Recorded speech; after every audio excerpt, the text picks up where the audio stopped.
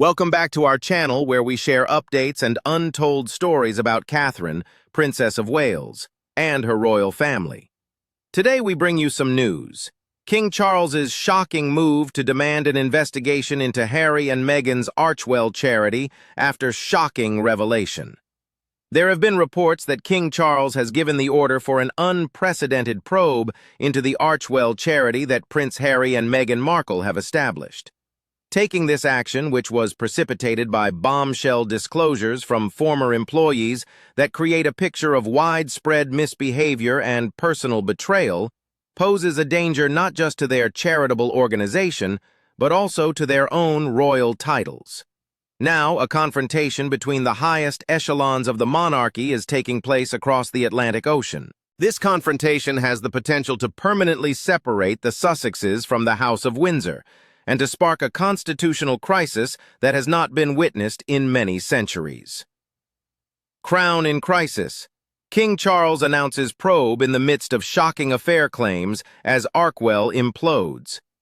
Not with a loud explosion, but with the chillingly antiseptic language of a business report. The first tremor that would eventually rock the foundations of both the House of Windsor and the Sussexes' meticulously built Californian empire started. This tremor would eventually shatter the foundations of both of these empires. The couple's main charitable organization, Archewell Philanthropies, made a short release that was practically inconsequential, acknowledging that it had participated in a separation with 3 more high-level employees. Not only were there no heartfelt expressions of gratitude for their service, but there were also no well wishes for future undertakings, and no heartfelt details to help ease the pain. Despite the fact that it was a clinical amputation, the coolness of the wound indicated that it had a deeper decay. In a matter of hours, the private note was transformed into a public document, which was then leaked and quickly disseminated around the global media ecosystem like wildfire. It was more than simply news. It was affirmation for those who follow the royal family, as well as those who criticize them. It had been believed for a long time that the Pacific Ocean had exorcised the spirits of Buckingham Palace. Nonetheless, they had returned with a fury. The very devastating claims that had dogged Meghan Markle during her short period as a working royal were brought back to the forefront, and they were revived. These accusations included the assertion that she was a demanding employer, a purveyor of enormous mental strain, and a bully who left a path of frightened staffers in her wake. The court of public opinion abruptly reopened the inquiry into those allegations that had been conducted at Buckingham Palace in 2021. The investigation had previously been wrapped up in a veil of secrecy. It was not a sprinkling of rumors, rather it was a common trend. It would be irresponsible to reject the simultaneous departure of 3 key leaders as a coincidence, since it was too exact and too symmetrical. There was a culture issue that was originating from the very top of the corporation, which showed that there was a systematic problem. By knitting together the new firings with the litany of previous resignations that had defined the voyage of the Sussexes, from Kensington Palace to Frogmore Cottage, and now to Montecito, news sources started building a catastrophic tapestry. This occurred when they began to stitch together the new firings. As the narrative was being steered, it became abundantly evident that this was not a series of unfortunate mismatches, but rather a deeply established pathology in the manner in which the Duchess of Sussex exercised leadership. Within the Montecito forest, there is a fracture. Reportedly, the strain was approaching a breaking point within the vast Montecito home that belonged to the Sussexes, while the world was analyzing the public repercussions around the situation. There was a fight between Harry and Meghan, according to sources close to the couple, and it did not seem like the polished togetherness that they show to the public. According to reports, the fight, which was acrimonious, concentrated on the never-ending cycle of controversy and personnel turnover. There are rumors that Harry exclaimed, "You are doing it again!" in a voice that was heavy with the tiredness of a man who had spent years fighting fights on behalf of his wife. "I am the one who is facing the consequences of firing people." According to stories from insiders, his statements lingered in the air, laden with the unstated charge that he had become the de facto shield for his wife's contentious management style. His words hung in the air. It was Archewell's name, his royal heritage, that was mentioned in the news each and every time he bled talent. This served as a continual reminder of the world that he had sacrificed. According to reports, Meghan's answer was prompt and defensive, a pointed rejoinder that the departing staffers were just not capable of doing the duties assigned to them. According to the allegations, she responded by saying, "If they cannot perform the job, they have to leave. I beg you, do not make everything about me a problem." The interaction became more heated, according to the accounts of people who were aware of the situation. Harry persisted in his argument, stating that the issue was not a single individual or even 3 individuals, but rather the consistent and indisputable pattern of departures. "It is that people are continuously being fired," he allegedly stated, "and you are always saying they are wrong." This was the cri de coeur of a spouse who was seeing his shared ideal turn into a repeating nightmare on a regular basis. Meghan's last, frigid rejoinder included the following: "You were not there. Reportedly, the meeting came to a close with the statement, 'You do not grasp how they screwed things up,' which did not result in a resolution, but rather a chasm. This quarrel was more than just a disagreement about human resources. It was a fundamental battle over accountability and perception, which revealed a profound crack in their unified front." While Archewell continues to maintain its official silence, the question that has become terrifyingly straightforward for the public is as follows. Did 3 more individuals quit because they were inept? Or did they depart because they knew something that Meghan was desperately trying to keep hidden? The immediate impact of a friendship in Toronto. The media's investigative focus shifted to a familiar, although mostly untouched individual in Meghan's orbit, Marcus Anderson. This occurred when the internal dynamics of Archewell started to expose themselves to the public. Anderson, a consultant who is both sophisticated and well-connected, has been a constant presence in Meghan's life ever since she was an actor on the television show Suits in Toronto. As a consistent presence in her inner circle, he was there before the prince, before the palace, and before the palace itself. The omnipresence of this individual was no longer seen as proof of steadfast friendship. Rather, it was regarded as a possible key to comprehending the mysterious workings of the Sussex Corporation. There were photographs, both old and new, that were published on various news websites. These photographs showed Anderson not only attending glamorous social events, but also going on private excursions and participating in behind-the-scenes moments that are generally reserved for key personnel or family. Unrelentingly, the media started to scrutinize his participation in the situation. Could he be considered a buddy, a guide, or a gatekeeper? There was no clear definition of his formal position, and his power seemed to be boundless. This lack of clarity was a major drawback. In the case of Archewell, an organization that is known for its commitment to openness, the presence of an unofficial power broker who operates in the shadows created significant concerns over governance. As a result, many had the impression that the foundation was managed less like a professional charity and more like a private court, with personal attachments serving as the governing principle rather than transparent and accountable mechanisms. Old recordings on YouTube and social media postings that claimed to be about a secret romance were brought back to life and went viral, which caused the conjecture to reach a fever pitch. The examination of their body language at events such as Paris Fashion Week evolved into a forensic investigation. The notion that their relationship went beyond the platonic was fueled by the fact that every look, every shared laugh, and every instance of physical closeness was analyzed for its significance.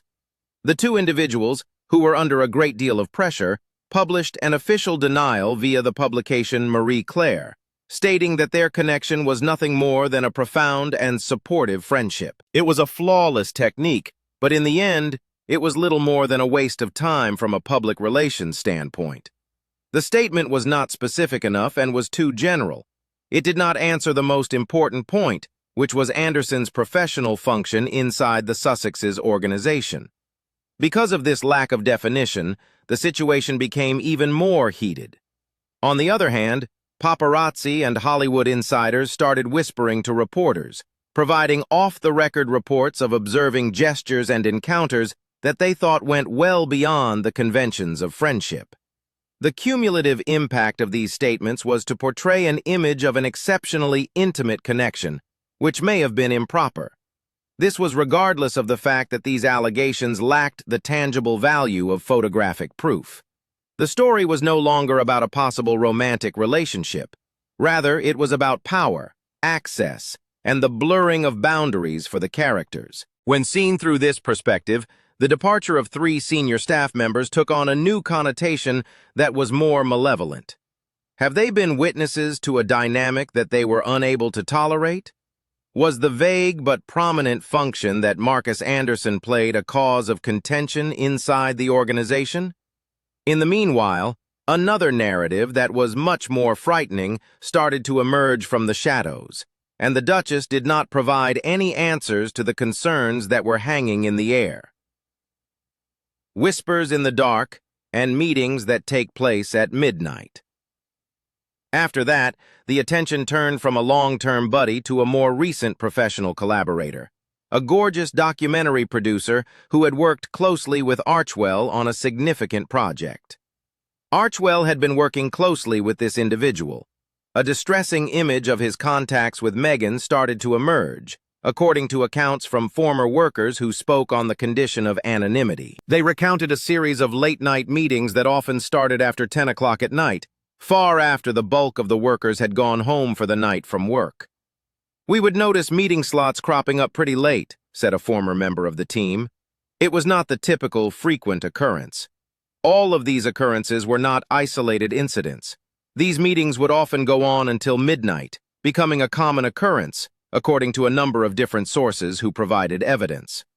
Data from what was characterized as an internal security system gave the accusations a terrifying legitimacy that made them more credible. The entry and departure records, according to their allegations, established a digital footprint by time-stamping the late hours that Meghan, the producer, and a solitary assistant maintained while the rest of the facility was dark and empty. According to a person who spoke in a straightforward manner, the system displayed quite plainly who was still there and for how long. There was more than one instance of it. In the end, it was the things that the personnel claimed to have seen with their own eyes that turned their suspicions into a strong sense of unease.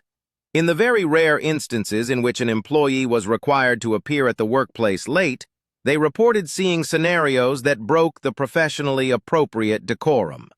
"I observed them sitting pretty close together personally, not like typical work mode," one of them said, the anxiety still obvious in their testimony.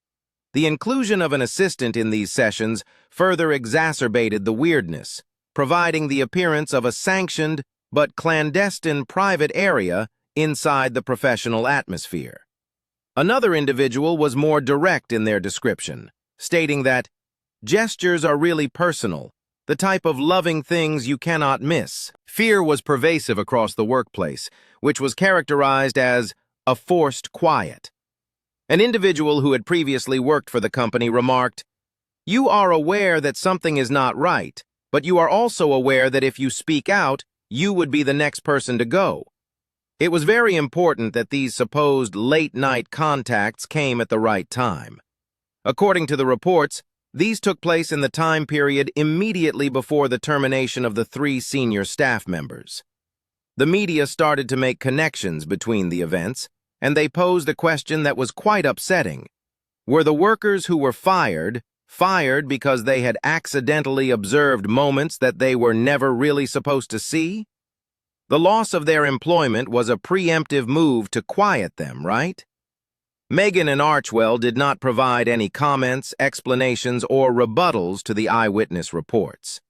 They did not give any explanations for the security record. A void was formed as a result of this deep quiet, which was rapidly filled by the most ominous of theories about the misuse of authority and the blurring of personal and professional boundaries at the highest level of the organization. In the streaming machine, The Frame of the Ghost. An additional danger developed from the opaque realm of high-stakes streaming partnerships at precisely the same time as the accusations that were enveloping the producer were becoming more stable. An unnamed insider made a shocking assertion on the internet, stating that they were in possession of confidential films and papers pertaining to a high-level official working in the streaming sector. A source said that this executive had been associated with Meghan in relationship rumors during her time on the television show Suits. More crucially, the source stated that this executive had recently been removed from their role on joint projects with the Sussex couples. The witness, who wished to remain anonymous, detailed the explosive nature of the data that was in their hands. The witness said that the material captured intimate moments beyond societal standards and included records that supposedly demonstrated a corrupting crossover between personal ties and business deals. It was said by the source that they had delayed disclosing the proof due to legal concerns. Nevertheless, they added a cryptic and ominous promise that was quickly grabbed upon by worldwide headlines. Everything will be indisputable if it is disclosed. The source dangled the evidence like a guillotine. The prospect of mutually assured annihilation was not only a rumor, rather it was a threat. There was a lot of confusion in the newsrooms as they attempted to make connections between the old, unproven relationship rumors and the executive's sudden departure without any explanation. It is quite uncommon for such high-level replacements to occur by mistake in the highly competitive streaming market. According to the anonymous threat, the dismissal of the CEO was not a typical company reorganization, but rather a frantic attempt to limit the damage. Industry experts, who were mentioned in a variety of prominent outlets, made the observation that while streaming arrangements seem to be unbreakable on paper, the talks that take place behind the scenes are sometimes a murky area in which personal influence may be a strong and potentially hazardous currency. An expertly executed psychological strategy was the witness's deliberate reluctance to discuss the subject with the investigators. Because of this, the crisis lasted longer, which allowed distrust to grow. The threat's apparent legitimacy increased along with each day that went by without a denial coming from the Sussex side. Commentators stated that those who were in possession of a really winning hand would be the only ones to make such a daring public challenge. Archewell and Meghan were completely silent, which was really deafening. The interpretation of this was not that it was an indication of innocence, but rather that it was an implicit acknowledgement of legal risk. The public was left wondering if the whole Sussex media empire, including their Netflix arrangement, their Spotify contract, and their very own kind of compassionate capitalism, was built on a foundation of hidden dealings and connections that were compromised. It was no longer a matter of if the other shoe would fall. Rather, the issue was when it would fall, and how catastrophic the effect would be. In the middle of the Atlantic Ocean, a king's utmost. A dramatic escalation of the issue occurred when the deluge of claims reached a crescendo, crossing the Atlantic Ocean and arriving straight at the gates of Buckingham Palace. According to insiders deep within the royal household, King Charles III made the decision to interfere after seeing the unrelenting ruin of his family's image. As the Sussex brand became associated with scandal and corruption, the king, who had spent his whole life preparing for a reign that would be characterized by stability and a slimmed-down, respectable monarchy, could no longer stand by and watch. According to reports, top working royals, including the Prince of Wales, were required to attend a confidential emergency meeting. The matter at hand was single and very serious: the irreparable harm to the crown's prestige that was being caused by the collapse of Archewell. This was not only a family drama for King Charles, rather, it was a danger to the very existence of the institution that he now serves as the leader of. The public's trust, the monarchy's traditions, and the monarchy's perceived integrity all contribute to the monarchy's shaky basis of power. The charges of financial misconduct at a charity linked with the royal family, in addition to the sleazy personal claims, struck to the very core of that institution. According to reports, the king then proceeded to make a direct phone call to his youngest son after the meeting. According to those who were privy to the inner workings of the palace, the talk was not that of a worried parent, but rather that of a monarch giving an ultimatum. According to reports, Charles has made it clear that he wants Prince Harry and Meghan Markle to help with an official probe into Archewell's financial situation. As soon as the situation was addressed, he issued a stern warning to them, urging them to refrain from utilizing their royal titles in any and all philanthropic efforts until the situation was rectified. The king left the door open to the most severe of all royal punishments, which was to formally petition Parliament to strip them of their titles as Duke and Duchess of Sussex. If any investigation found evidence of financial misuse, the king demanded the immediate and full return of all funds. He also left the door open to the possibility of the most severe of all royal punishments. In the history of the modern British monarchy, this action was unique and unusual. Not only was Charles acting as a parent, but he was also acting as the fount of honor, the final arbitrator of the royal name. This command evoked the historical authority of the monarch to police the royal family, a power that has been seldom used with such public vigor since the days of the abdication crisis of Edward VIII. As a result of his actions, it became clear that his main responsibility was no longer to his son, but rather to the protection of the crown for future generations, particularly for Prince William. The battle lines have been established. The king had taken action, turning a public relations catastrophe into a full-blown constitutional and family conflict at the same time. This is the loneliest Christmas. Immediate and isolating consequences resulted from the involvement of the king that took place. There were reports from friends of the Sussexes that the pair had grown more reclusive and difficult to get in touch with as the Christmas season neared. This is a time of year when the royal family has historically focused on spending time with their families. The walls of their Montecito stronghold, which had once been a symbol of their freedom and escape, were now starting to seem like a sumptuous jail. They were not only under attack from the public and the media, but also from the exact institution that they had been trying to escape from. Slowly but surely, the dominoes started to tumble to the ground.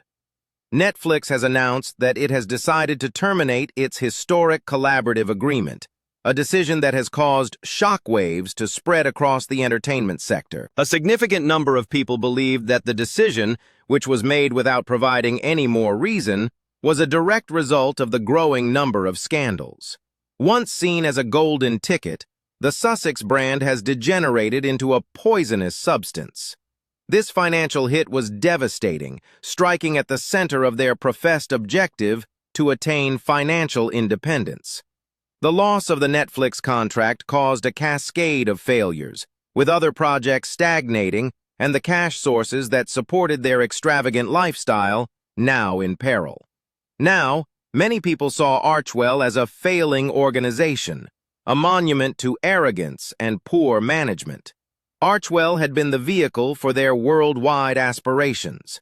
In the case of Prince Harry, the feeling of solitude must be especially intense. He is a guy who is on the verge of entering neither of the two worlds he formerly inhabited. He has lost the unshakable support of his family, the respect of the military community that he so adored, and now the American dream that he chased with his wife is shattering into a nightmare of litigation and investigations. He has lost all of these things since joining the service.